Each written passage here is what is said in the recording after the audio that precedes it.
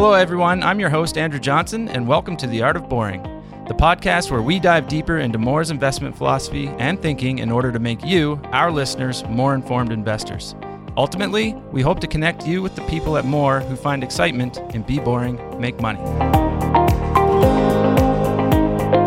This podcast is for informational purposes only. Information relating to investment approaches or individual investments should not be construed as advice or endorsement. Any views expressed in this podcast are based upon the information available at the time and are subject to change.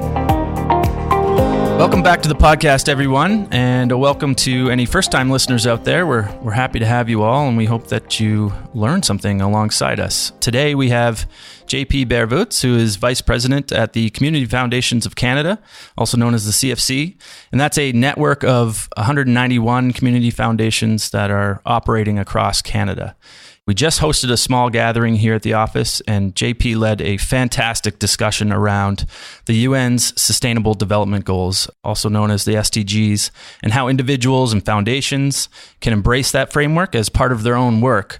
So we're going to continue that conversation and introduce this topic here on the podcast. So welcome, JP. Thanks for having me. A little bit of background for our listeners. We've been partnering with the CFC since 2014 in various forms.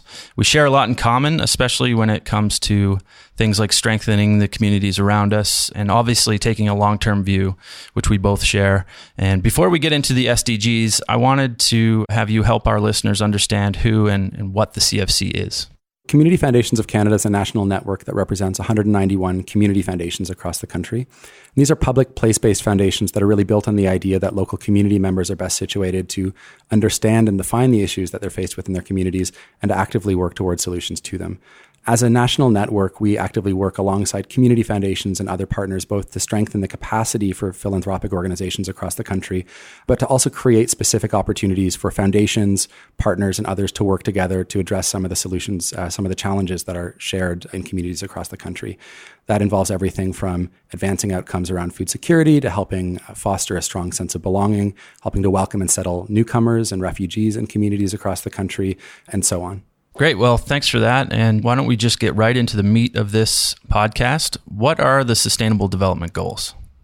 The Sustainable Development Goals represent 17 ambitious goals that were adopted at the United Nations in September of 2015.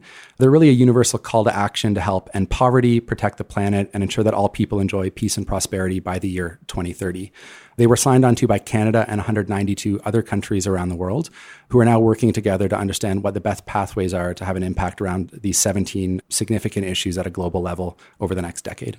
That's a really great and succinct way of describing what we're dealing with here from an SDG standpoint. What exactly is the purpose of all of this? I mean, when I think about it, for centuries, the humans have been progressing, innovating, developing, and bringing ourselves up in terms of a quality of life. Do we not trust the human endeavor there? Or why does it matter to have these SDGs in place? One of the things that I would think about with respect to our own work at Community Foundations of Canada is the extent to which a shared language helps us partner more effectively with one another. And we're realizing that a lot of the issues that the SDGs tries to address, whether that's solving poverty or ending hunger, addressing a changing climate, or thinking about the ways in which we can strengthen opportunities for good work and for a stronger economy. These are complex issues, and they're not issues that can be solved by any single organization, by any single sector. And so one of the things the SDGs does so well is it actually creates a shared language, an opportunity for not only different segments within a given sector like civil society, so for philanthropy to connect more effectively with international development organizations, or across sectors, so a shared language that government, that private sector, and that civil society can speak together, but it also creates a new opportunity for us to share a common language at a global level. So there's so much innovation that's taking place in the context of, for example, the work that foundations are doing at a global level, many of whom have chosen to adopt the SDGs as their framework. It's their framework for how they discuss the issues they're exploring, how they measure their impact. So by adopting the SDGs as an organization here in Canada, it allows us to now speak a common language, not only across sectors, but with many of our counterparts globally. Okay, great. So that concept of a shared language is certainly something that we appreciate here at Moore, and I think our listeners will too, because we've spoken to it on this podcast previously. What are some examples or a example from your standpoint with the SDGs about embracing a shared language or the benefits of that? I think down to the very architecture of how the SDGs were designed, they're really designed to help break down a lot of the traditional silos that exist in our work and in how we work towards given outcomes at a community level. So the SDGs, first of all, break down silos between places. A lot of these global indicator systems in the past have really separated developing and developed countries, whereas the SDGs is as much a domestic and a local community agenda as it is a global agenda. And so it requires us to think both locally and globally. It breaks down silos between definitions. So oftentimes a word like sustainability, sustainable development goals, conjures up images of a specific focus, for example, on the environment. The SDGs across the 17 goals and the 232 indicators that exist within that framework really think about sustainability from the standpoint of not only the environment, but also our economy and the kind of social dimensions of a framework like this. It helps break down silos between issues. If you look up the Sustainable Development Goals on Google, you'll see 17 brightly colored boxes with words like no poverty or ending hunger in them. But when you actually look at the specific indicator framework through which we're asked to measure our progress towards some of these goals and targets, it shows how interconnected and how indivisible a lot of these issues are.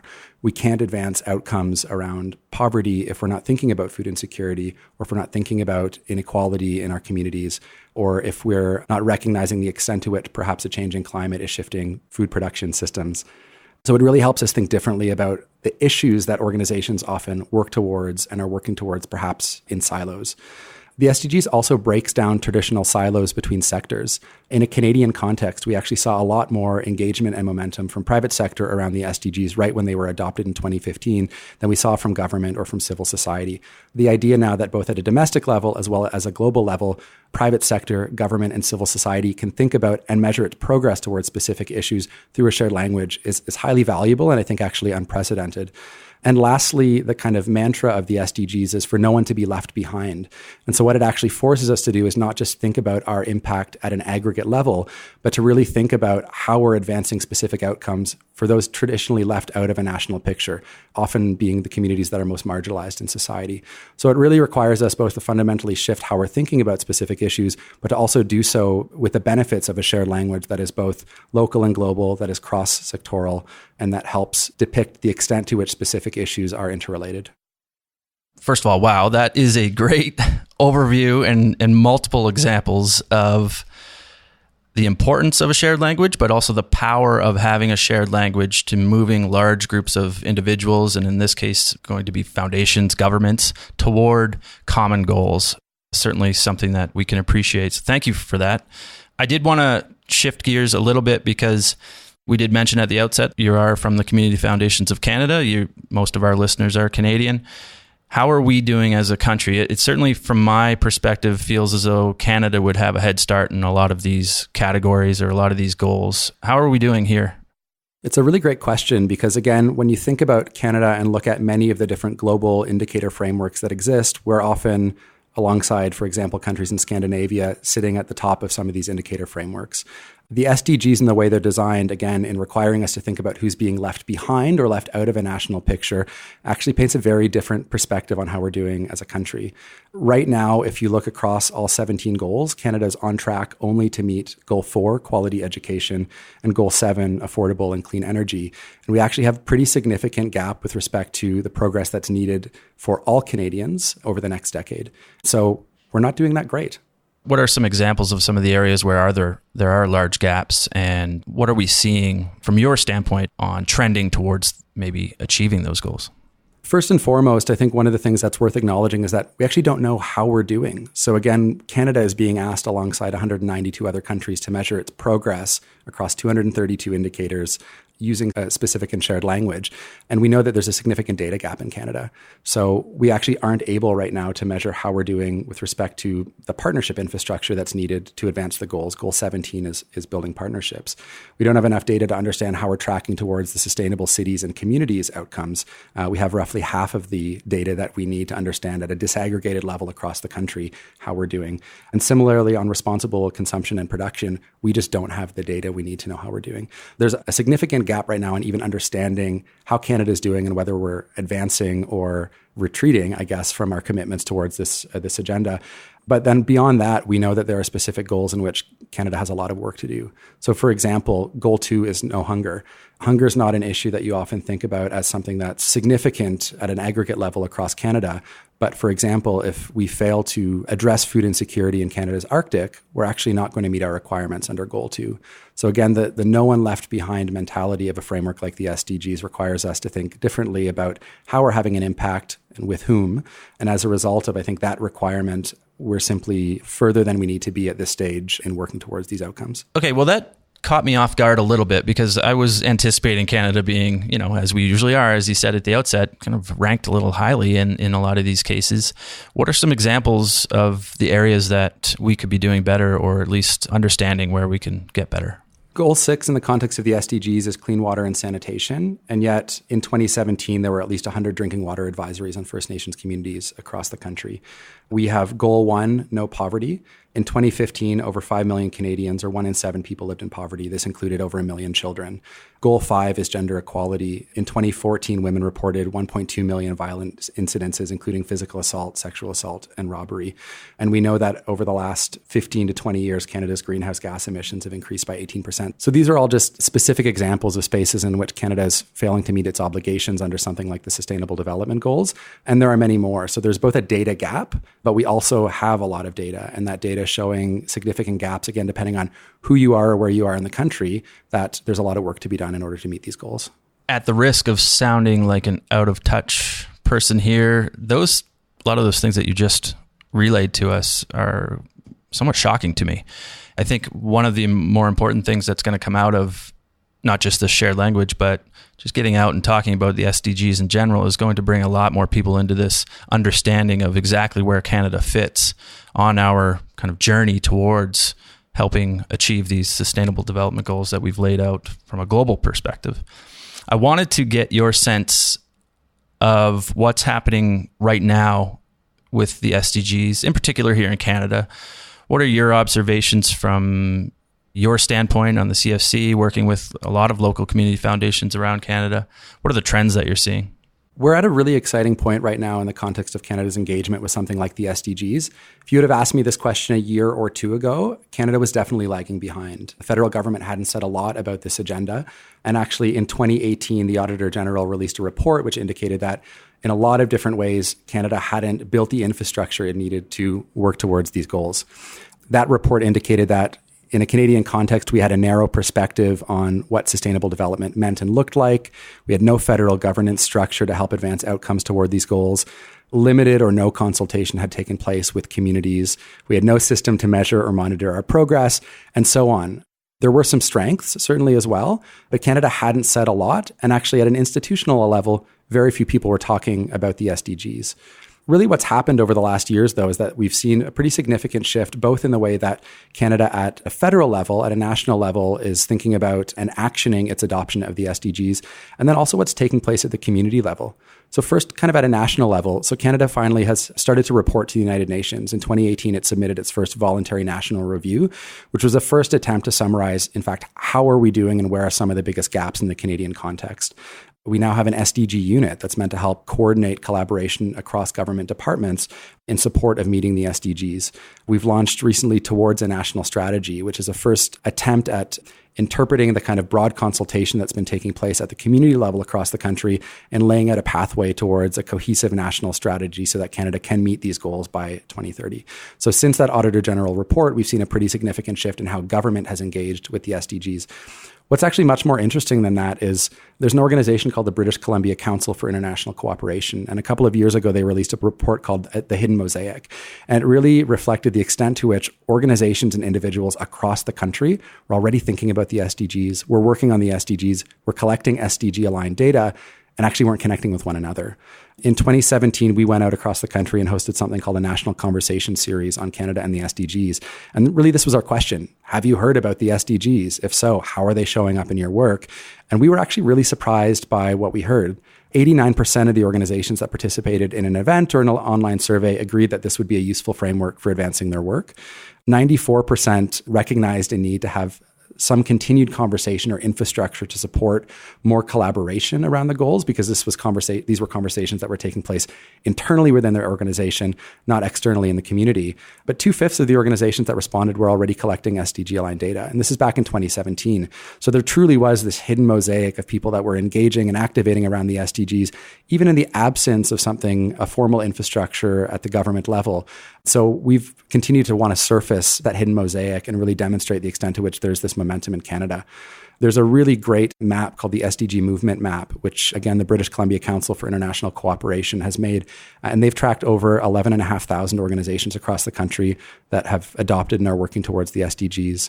In a community foundation context as well, we're seeing more and more community foundations leverage the SDGs, both as a shared language and a shared measurement framework to help advance their work. So there's just an incredible amount of energy and momentum right now in working towards these goals.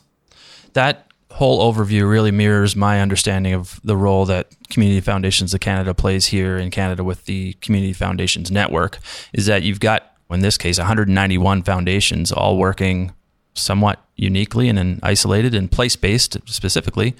And the CFC comes in and really kind of rallies and brings people together into a common conversation, shared resources, and again, shared language moving towards common goals, how we can better our country. And in this case of the SDGs, how can we contribute that at a global level? I wanted to also hit on a couple of things before we let you go. And the one in particular is more of a selfish question. It's around, what can a corporation like More do? What can an investment firm or a professional firm in general do? You mentioned something about asking the question, how are these SDGs showing up in your work? Well, if you were to ask us that, my answer would be, I don't know. I guess I'm asking you is, how can I have an answer to that? And what are some things at a very high level, very kind of entry level, can a corporation do or the private sector do? A few observations. I think first and foremost, back to the idea that the SDGs are a shared language. Even if you think they're an imperfect shared language, it's a pretty exceptional attempt at creating one that operates at a global level and that could operate across sectors.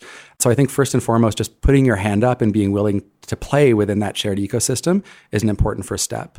There are a lot of things that you can do as a company, both internally and externally, to demonstrate then an interest in helping to advance these goals. Internally, that could look like a review of some of your own corporate policies and how they're connected to goals around gender equality, for example, or reducing inequality, or promoting good health, creating opportunities for employees to get engaged in some of the issues that they care about. So there's a lot of things that you can do from an infrastructure standpoint within More to help connect your work and your colleagues' work to something like the Sustainable Development Goals. There's also a lot of resources I'd point to. I mentioned that one of our observations was that the private sector in a Canadian context had actually moved, or at least was more visible with respect to their engagement with the SDGs long before civil society or government got there.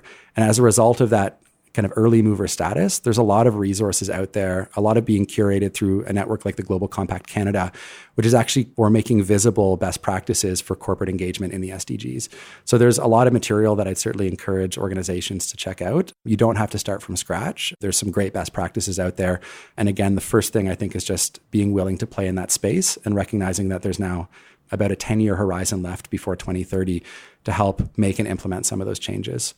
Another thing that I think is probably worth considering, and it's something that we've been exploring as one of the networks of philanthropy in Canada, is how can we support direct action towards these goals? So we know that at a global level right now, there's a $2.5 trillion per year funding gap in meeting these goals. And so as a result, the burden doesn't simply rest with government or even with traditional financing vehicles like philanthropy to move the needle and to help advance outcomes connected to these goals.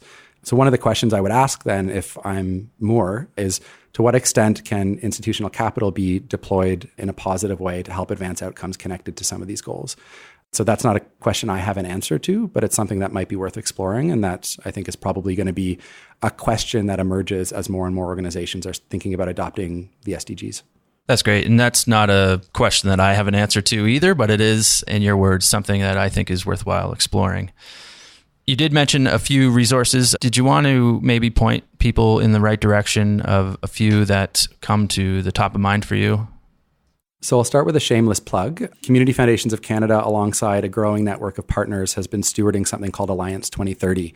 And the idea behind this is really in response to what we heard from so many of the organizations we met with, was that I'm working on the SDGs, but actually I have no avenue to continue that conversation and to connect and collaborate with others that are working towards the SDGs. So we built a digital space, alliance2030.ca, and alongside that, a host of programs that help connect academia, private sector organizations, philanthropic organizations, civil society, and government departments, all of whom are either exploring, trying to learn about, or activating around specific goals. So we'd encourage you to check out alliance2030.ca, and it takes 2 minutes as well to just create a profile on the site or to even sign up for the newsletter. And what that's going to do is just help create a communications channel for you to follow up on how Canada's doing as we progress towards 2030, on specific opportunities to get involved, and on specific best practices that might be relevant for your company or organization. Thanks for that. I think this is an episode that's going to spark a lot of questions for many of our listeners. So having those resources to point to is going to come in handy for a lot of people. For our listeners, we will put up some links in the show notes so that you can head there after you listen. I think that's actually a great place to end things, JP. I wanted to thank you on behalf of our listeners, on behalf of everyone here at More, for taking the time to sit with us, and have a great trip back to Toronto. Thanks so much. Hey everyone, Andrew here again. To subscribe to the Art of Boring podcast, go to more.com. That's mawer.com/podcast, or wherever you download your podcasts. If you enjoyed this episode, leave a review on iTunes, which will help more people discover the Be Boring, Make Money philosophy. Thanks for listening.